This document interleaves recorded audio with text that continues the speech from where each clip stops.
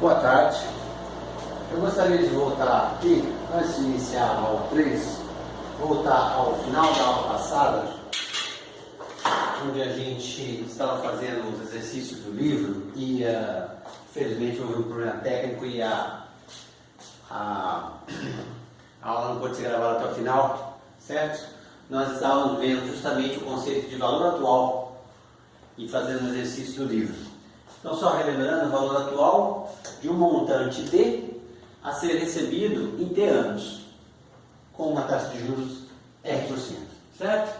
Então, a gente chegou a duas fórmulas aqui no final da aula passada, dependendo do tipo de capitalização. Se a capitalização é feita em K períodos, capitalização discreta é feita em K períodos, então, para eu saber o valor atual de um montante D, o valor de zero atual do montante D, capitalizado em K períodos daqui a T anos, eu uso essa fórmula. Se a capitalização for contínua, para saber o valor do montante D a ser recebido em T anos sujeito a uma taxa de juros R, eu uso a fórmula de baixo, certo? Então tá. Então a gente estava fazendo o exercício 39 da página 237, que ele diz exatamente o seguinte. Só um minutinho aqui. Determine a quantia que deveria ser investida a juros anuais de 7%, então ele quer saber a quantia inicial quando uma taxa de juros de 7%, para que o montante em 5 anos seja R$9.000. Basicamente essas informações que nós temos e basta colocar na fórmula então. No primeiro caso, é quando a capitalização é trimestral. Capitalização trimestral. No segundo caso, a capitalização contínua. Bom, vamos ver o primeiro caso primeiro. Capitalização trimestral a gente vai usar para obter períodos de 3 em 3 meses durante o ano. Eu tenho que dividir o ano em 4 períodos. Certo? Então eu vou usar essa fórmula aqui e o meu D0 vai ser simplesmente 9.000, 1 mais R sobre K, então R é 7 centésimos sobre K, então 7 sobre 400 avos, 7/400 avos, desculpa, elevado a menos 4 vezes 5, ok? Menos 20. Então isso dá aproximadamente 636142.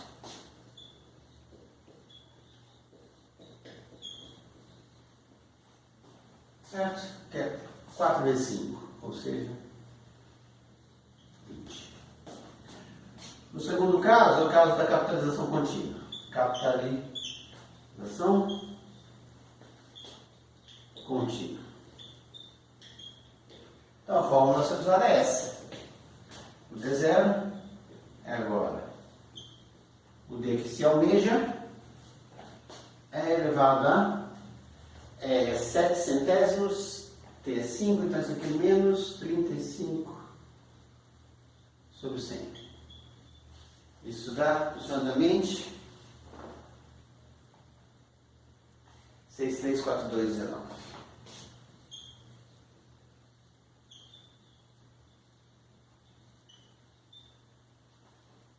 Ok? Então o exercício é simples assim. Aplicação da fórmula. Aplicação direta da fórmula. Ok? Beleza. Tem um outro exercício que eu queria fazer para finalizar esse assunto. É o exercício 61 da página 238. Ok? Exercício 61 da página 238.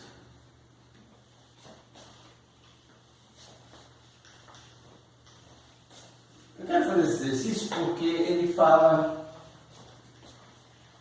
dos assuntos que ele está abordando aqui, mas ele fala de uma coisa levemente disfarçada, certo? Ele fala para entender o que o exercício pede, eu preciso entender direito o conceito de inflação. E a ideia é a seguinte: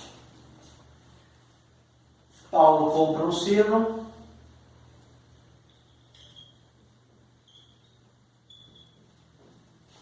um selo raro,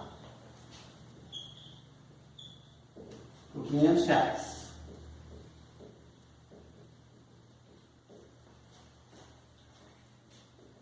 Em um país com taxa de inflação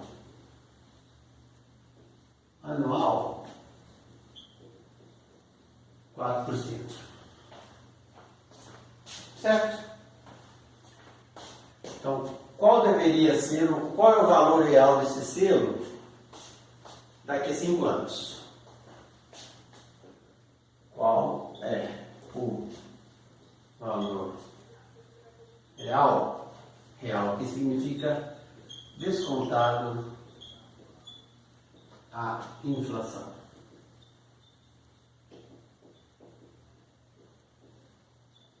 Após 5 anos.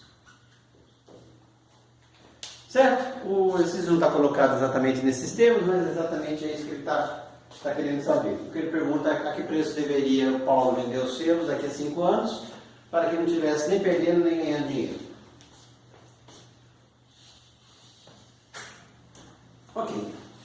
Para a gente resolver, para a gente entender exatamente o que esse exercício está pedindo, a gente precisa entender o que é uma taxa de inflação. Né? A taxa de inflação de uma determinada economia, de um país, por exemplo, é a velocidade com que os preços estão subindo. Certo? Então, se eu digo que a inflação ao longo de período de um ano é de 4%, significa que os preços todos estão subindo a uma taxa de 4% ao ano. Quer dizer, alguma coisa que eu comprei agora, daqui a um ano, vale, pelo menos nominalmente, o que eu tinha mais 4%. Certo? Então, se eu quiser vender isso daqui a um ano, eu tenho que fazer essas contas.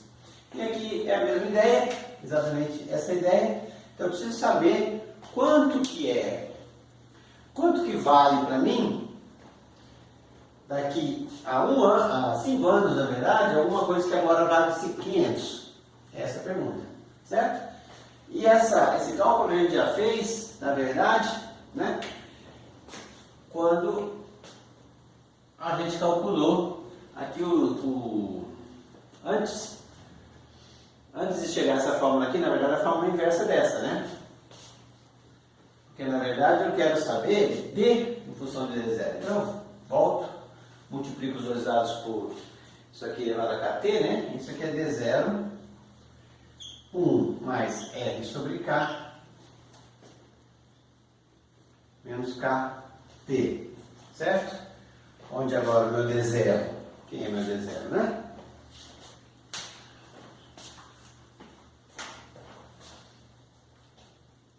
Este é o D0, o D eu não sei quem é, obviamente. A inflação, taxa de inflação, é o R, certo? E o T, 5 anos está aqui. E o K é 1. K é 1 porque a gente está supondo que a taxa de inflação como sendo anual, então é como se eu olhasse para todos os preços mudassem ao final de um ano, de cada ano, né? Então é só substituir essas coisas aqui. E eu tenho 500, que multiplica 1 mais R, a taxa de juros, 4 sobre 100, elevado a 1, elevado a menos 5. Certo? E aproximadamente, desculpa, aqui não tem sinal, aproximadamente, é 5, certo? Multipliquei os dois lados, por isso não tem sinal. Isso dá 608,32.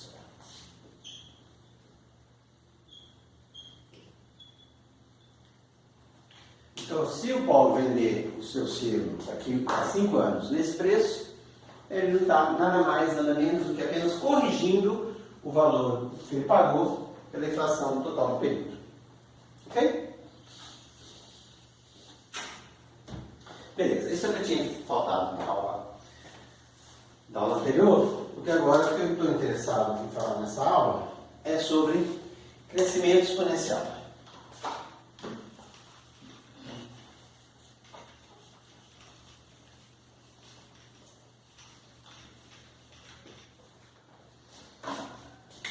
E o que será que eu chamo de crescimento exponencial? É a primeira pergunta, certo?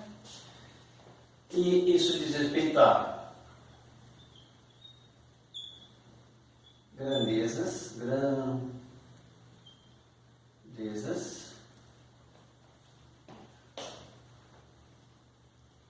cuja velocidade de mudança,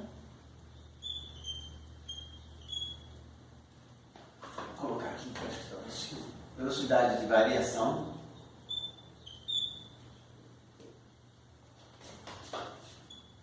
é proporcional à própria grandeza.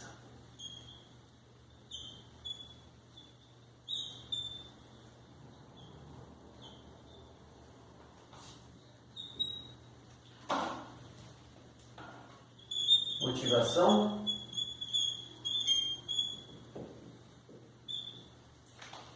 Dois exemplos para motivar o que ele está falando, certo?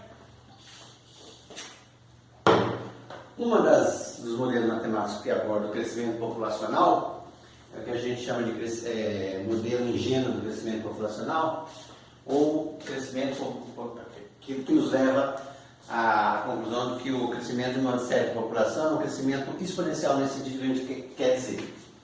Então, crescimento populacional, uma modelagem ingênua, nos diz que a velocidade de crescimento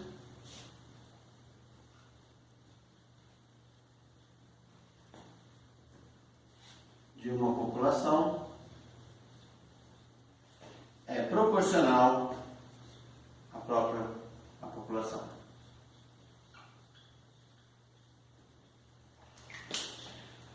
Significa que quando a população é pequena, a velocidade com que ela está crescendo é pequena, conforme ela vai ganhando maior número, a velocidade com que ela se multiplica também aumenta. A velocidade com que ela aumenta, com que ela cresce, também aumenta. Certo?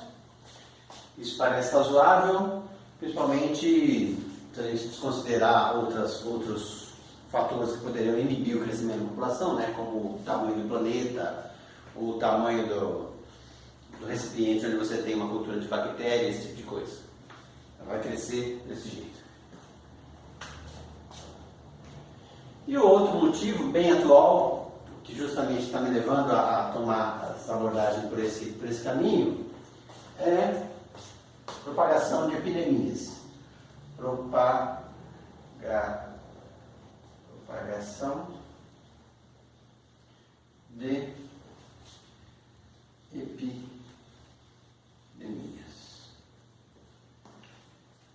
Que também diz exatamente, o raciocínio é exatamente o mesmo. A velocidade com que uma epidemia, uma doença contagiosa se propaga numa população, ele é proporcional à quantidade de indivíduos infectados. Quer dizer, no começo, quando tem poucos indivíduos infectados, a velocidade é pequena, mas conforme mais e mais gente vai se infectando, isso aí vai crescendo de uma forma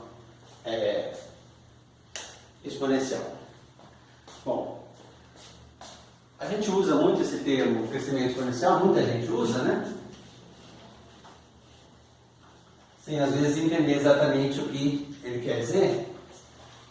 Então vamos tentar dar um sentido matemático a ele.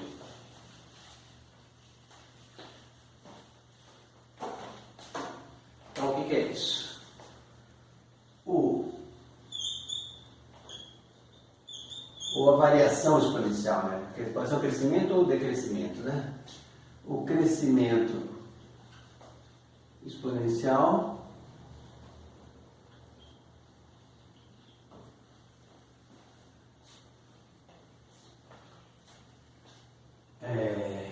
aparece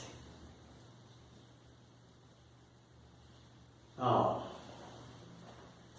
se considerar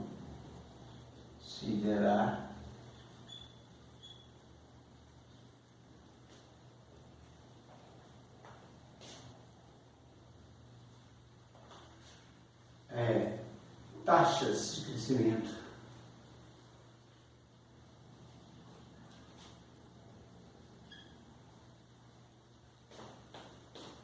proporcionais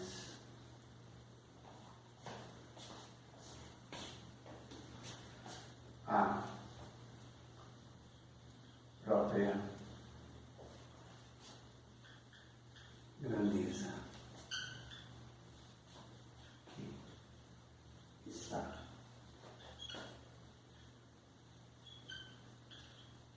crescendo. Onde a gente vê crescendo, ele pode ver variando, na verdade, certo? Exatamente por isso. Pode ser crescendo ou decrescendo, tanto faz. Outro exemplo também é o caso das meias-vidas das substâncias radioativas, né? Só que daí ela decai. Beleza, então, para a gente entender o significado desse termo crescimento exponencial, a gente precisa entender o que é taxa de crescimento ou taxa de decrescimento, ou o que vem a ser taxa de variação, certo? Então eu vou chamar isso de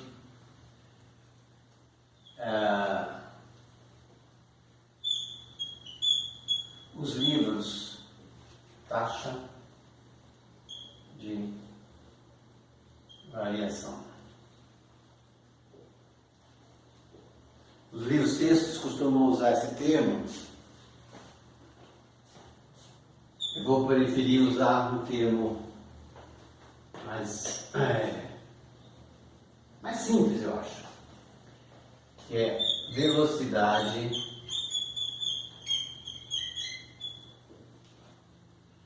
de variação. Pode ser velocidade de variação. Mas eu vou querer mais simples, velocidade de mudança. Ok? Então vamos estudar isso no contexto de uma equação de primeiro grau. Exemplo 1. Consideremos uma função f de t a t mt mais b, certo? Que é uma equação de primeiro grau, a gente sabe que o gráfico dela é uma reta, e eu quero responder a seguinte pergunta. Chamar a variável dependente aqui de y. Eu coloquei a letra t porque pensar o t como sendo tempo às vezes ajuda a gente a fixar as ideias na cabeça, certo? Então a nossa variável para a gente é a variável t, quando for conveniente a gente vai pensar nela como sendo o tempo. Então a pergunta é: quanto varia y quando t varia delta t?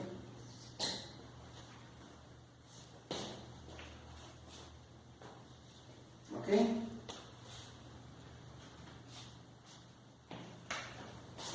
O que eu estou perguntando aqui? Estou perguntando se eu chamo de T1 o t mais uma variação delta t, certo? E chamo de y1 o f de t1 e chamo de delta y, a variação y, ou seja, y1 menos y, certo? Nota que daqui eu tenho que t também é ΔT. Então eu quero saber o que eu estou perguntando aqui, né? Quanto varia y quando t varia ΔT? Ou seja, a variação na variável livre é de ΔT. O t vai de t até t mais ΔT, que eu estou chamando de t1. Então o que eu estou perguntando aqui? Eu estou perguntando quem é ΔY. Uma outra pergunta interessante é qual seria a variação média, né? Quem é a variação que o y sofre dividido pela variação que a provocou? Ok? Isso tem a ver então com quanto varia a variável dependente ao se variar a variável livre t. Beleza.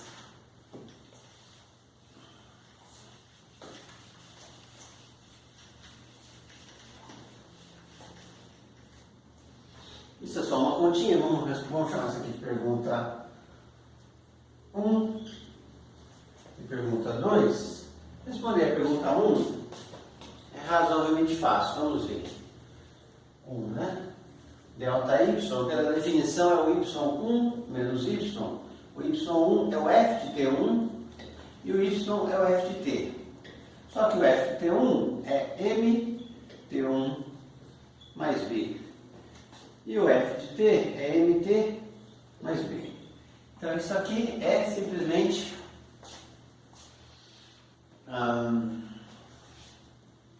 m t1 menos t, mas t1 menos t é quem eu chamei de ΔT.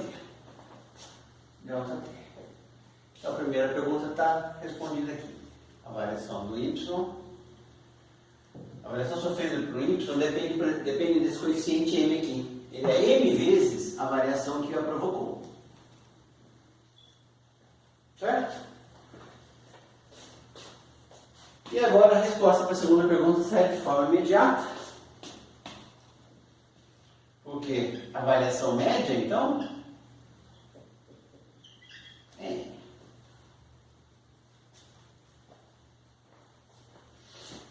ok. Legal. Então, isso significa o seguinte. Tem duas coisas importantes sendo ditas aqui. E isso aqui está dizendo o seguinte. A variação causada no y por uma variação ΔT causada na variável livre é simplesmente o m vezes o tamanho da variação. O ΔT, né?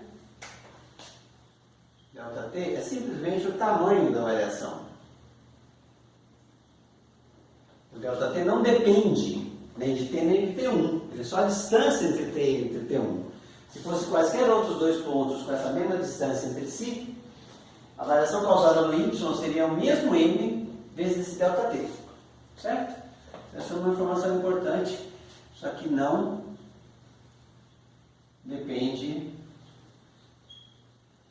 de t, nem de t1. Depende sim da distância entre eles. Ok? Não depende de t. Beleza. Mas depende sim da distância entre eles. Mas depende da variação. Ou seja, da distância entre t e t1. Supondo aqui que o t é maior, que o t1 é maior que t, senão é o negativo da distância, coisa. Tá? Já a variação média, essa aqui não depende, é simplesmente um m, né, que é a constante dada a função, a coeficiente angular, né, da reta. O gráfico dessa equação é uma reta, a gente já sabe disso desde lá do ensino médio. Então, isso aqui não depende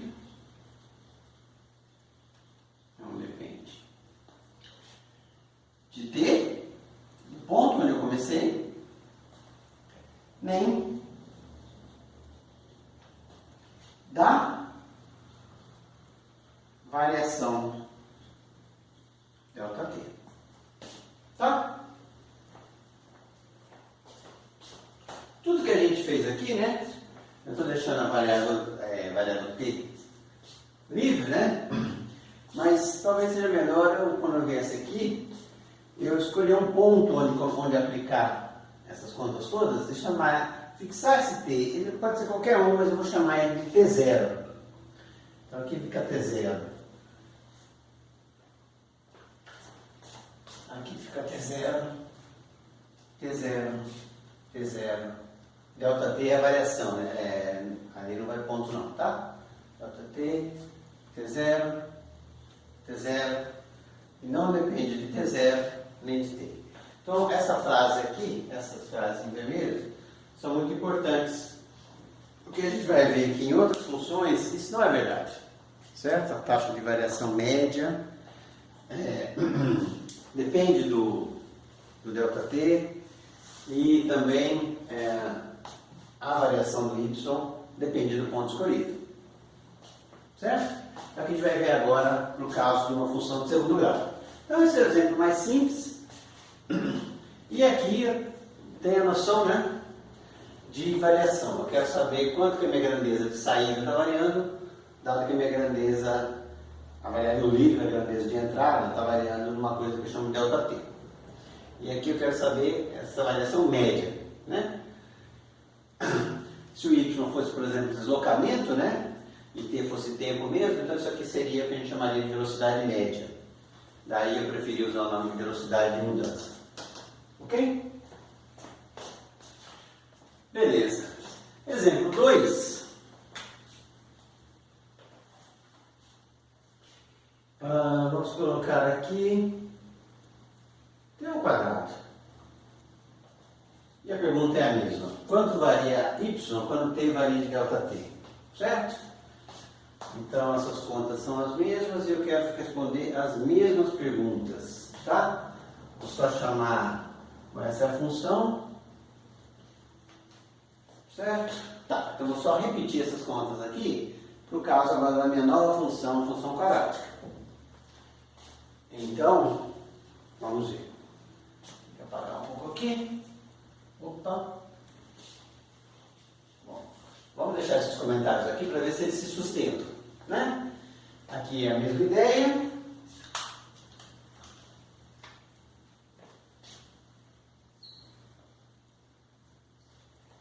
Essas contas agora mudam, né? Porque f de T1 é T0 mais ΔT. Então isso aqui é f de T0 mais ΔT menos f de T0. Só que a minha f agora é elevar ao quadrado. Então isso aqui é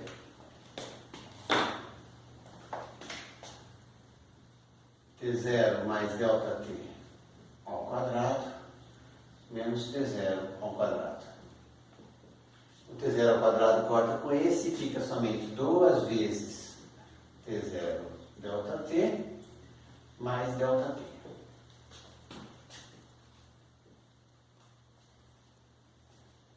Ao quadrado.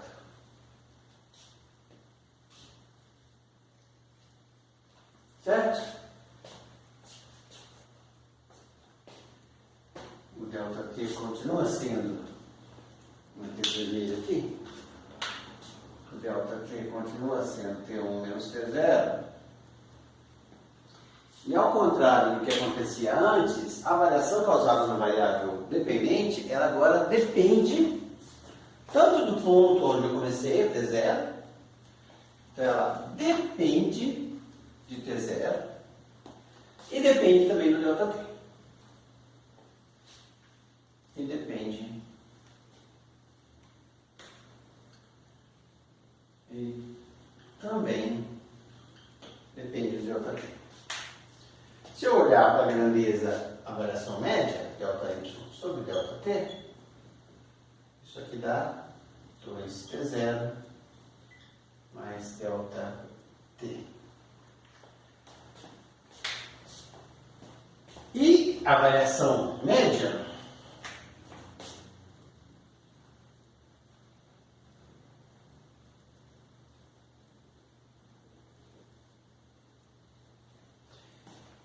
ela depende de T0 e também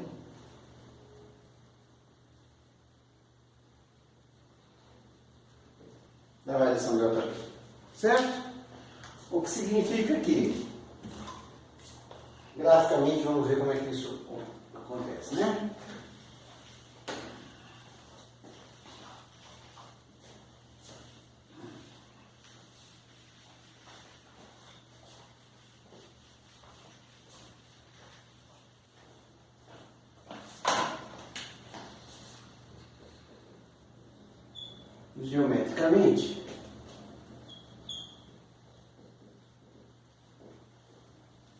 Geometricamente, nós tínhamos o seguinte: no caso A, caso 1, eu tinha aqui uma reta, certo? E tinha aqui a variável T, escolhi um determinado T0 aqui, certo? Escolhi um determinado delta T desse tamanho aqui, certo? Esse cara é meu T1. Então, ao olhar para a variação que isso causa na minha reta, isso me dava aqui isso aqui é o Y0, que é o f de T0, e aqui o Y1, então essa grandeza aqui, é o que a gente chamou de delta Y, a variação, né?